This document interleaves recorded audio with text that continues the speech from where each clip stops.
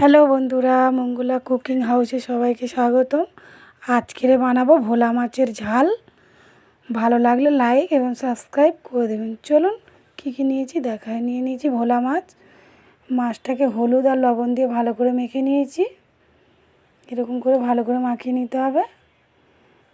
নিয়েছি টমেটো, পেঁয়াজ, আদা, রসুন আর দুটো কাঁচা লঙ্কা। আমি তেল বসিয়ে কড়াতে, তেল গরম হয়ে গেছে।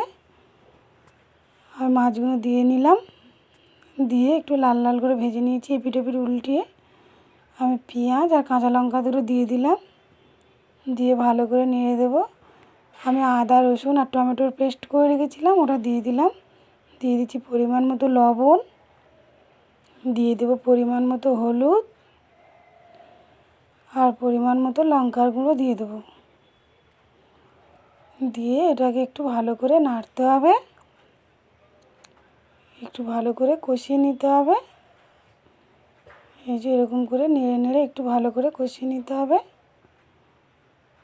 ভালো করে নাড়তে হবে, তলায় যেন না বসে যায়।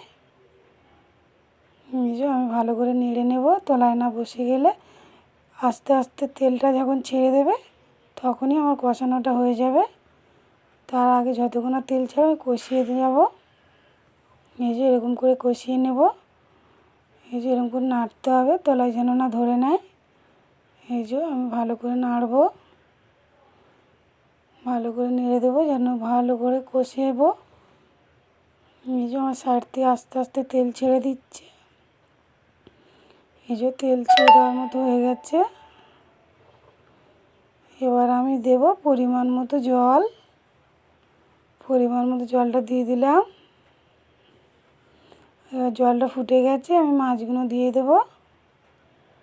এই যে একটা একটা করে আমি দিয়ে দিচ্ছি ঝোলের মধ্যে মাছগুলো। এই যে এরকম করে মাছগুলো ভালো করে দিয়ে দেবো। দিয়ে একটু ভালো করে বেশিক্ষণ ধরে ফোটাবো, মাছগুলো সিদ্ধ হয়ে যাবে আর ঝোলটাও মাছের মধ্যে সিদ্ধ হবে ভালো করে। এই যে এরকম করে ভালো করে নেড়ে দিতে হবে। ঝোল ফুটছে, ভালো মাছগুলো ভালো সিদ্ধ হয়ে যাবে। এই ঝোলের মধ্যে একটু দিতে হবে গরম মশলার গুঁড়ো।